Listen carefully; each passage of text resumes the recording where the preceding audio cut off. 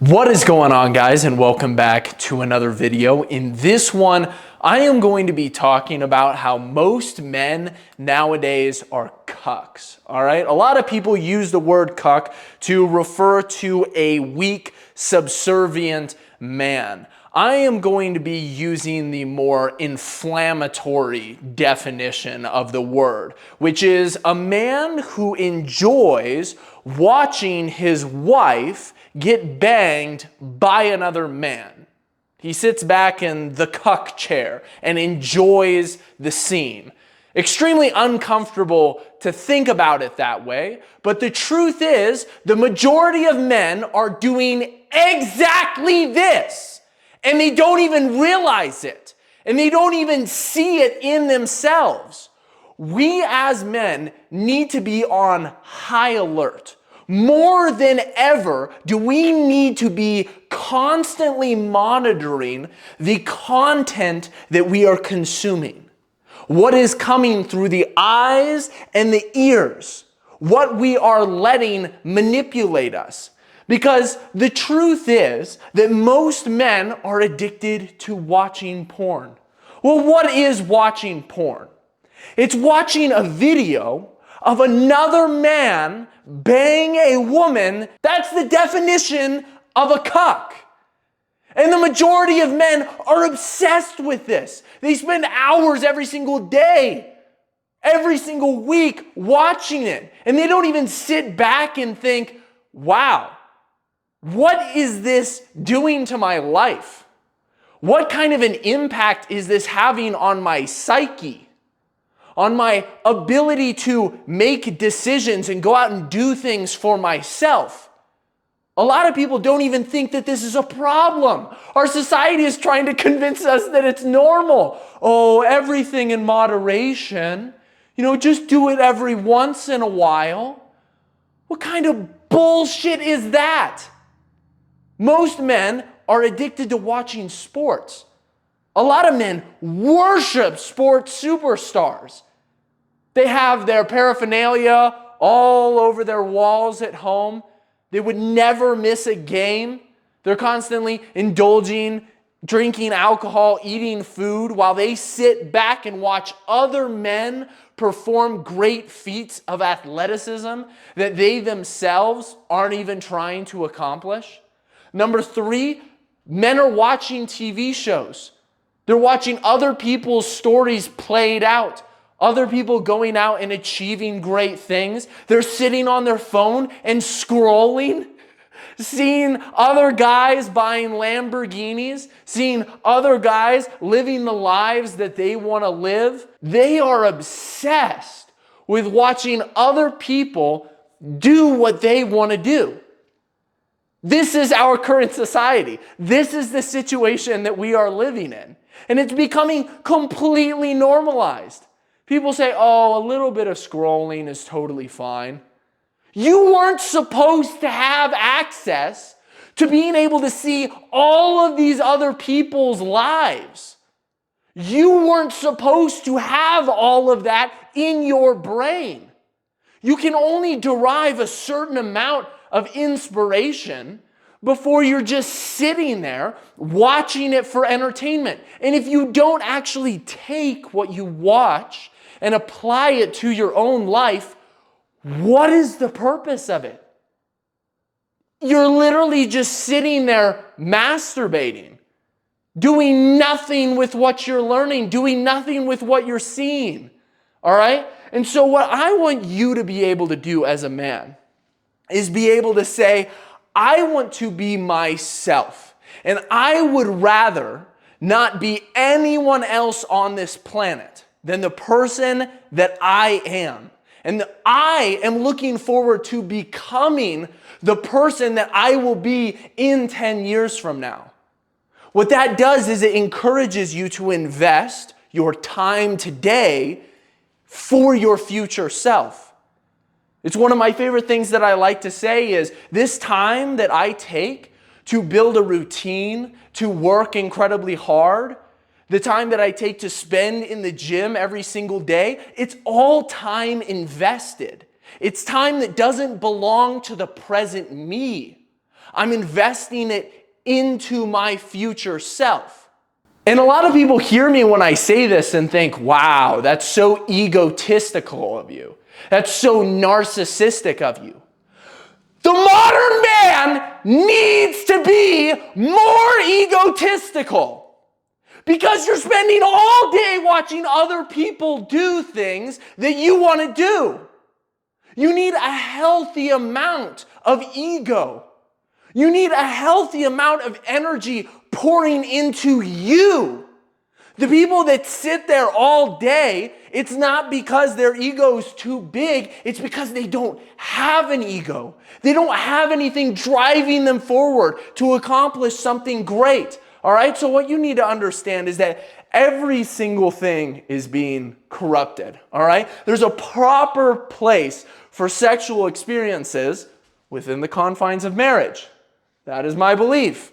I'm a 24-year-old virgin. I'm waiting till marriage. Until then, I'm telling God, hey, I'm not going to have any sort of sexual experiences. No masturbation, no watching porn, none of it. Cut it all out. All right? Athletic greatness. It's something that I encourage for every single one of my viewers. Go out. Become your best self. Become the most healthy version of yourself, the most muscular, strong version of yourself. I seriously encourage this. It's a beautiful thing being inspired by other people's stories and by media that's created. It's a beautiful thing being inspired by other people's accomplishments that you may see on social media and the lifestyle that they may be living. But it's all being corrupted. The greatness of all of these things is being stripped when each of them is perversed through inaction or when it takes place out of the context of which it was supposed to be in. All right? Bitterness and envy are eroding you at your core, at your foundation, and you may not even realize it. Like, for the longest time, I would scroll through social media and I just thought that I was finding these videos entertaining when I would sit there for hours on end watching video after video after video. I didn't realize until years after doing it that it actually made me a much more bitter and envious person. I would start to want the lives of these people so bad, and I would start to put them on a pedestal. I would crave what they had. I wanted to be with that girl. I wanted to be in that body. I wanted to be living that lifestyle. And even though you may not realize it, this idolization of other people is so unhealthy. And it puts them up here, which automatically puts you down here. You start to look down on yourself in comparison to others. And I'm not one of those guys that's going to sit here and say, oh, comparison is the thief of joy. Never compare yourself to other people. I think that that's ridiculous. I like comparison. You can look at other people as long as you derive inspiration from them and use it. Most people miss that part. Comparison will corrupt you if you are not careful, if you do not use it wisely, if you do not have a healthy ratio of inspiration to application. You need to be able to see, what are these people doing? How can I go about achieving that? How do I become better? How do I move in a specific direction? If you're lacking the application, then you sit in this bitterness and envy. You start to rot away. Society is building a generation of men who sit back and watch other people do what they want to do. That's called being a cuck. I want you to ask yourself the question, why are you so invested in the dreams and accomplishments of others and not in your own? It doesn't even make any sense. You know, one of the clients that I have messaged me this morning and he said, Brandon, I really don't even have any goals. He said, what is my issue? What is wrong with me? Why don't I want good things for myself? He says, even when I think that the prospect of what my life could be is enough to keep me moving forward, it never is. I always fall off and end up in a headspace where nothing matters. If I could just stay in that productive, locked-in headspace, I would already be where I want to be in life. It's like no matter how much I realize that my reality is in my own hands, no matter how much that idea of staying the same scares me, I can't truly realize and understand enough to make the small sacrifices for the future. This is exactly how most men are living. They know what they need to be doing, but they don't do it. They don't know how to lock in. They are literally living in the matrix. You're living in a world that is not real. And it's manipulated by a society which has used your own want for pleasure to dull your sense of self. And that's exactly what they want. To want the right thing is beautiful. Augustine talks about having the right desires, about wanting to want the right things. It's something that I pray for every single morning to God.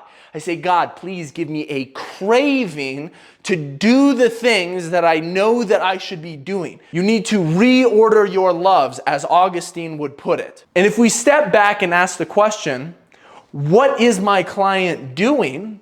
It's all of the things that our society loves to say are perfectly healthy in balance.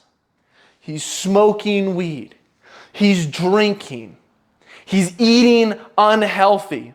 He's watching porn. He's living a life of cuckoldry. Dulling his own senses, dulling his own sense of self, dulling his own healthy wants and desires.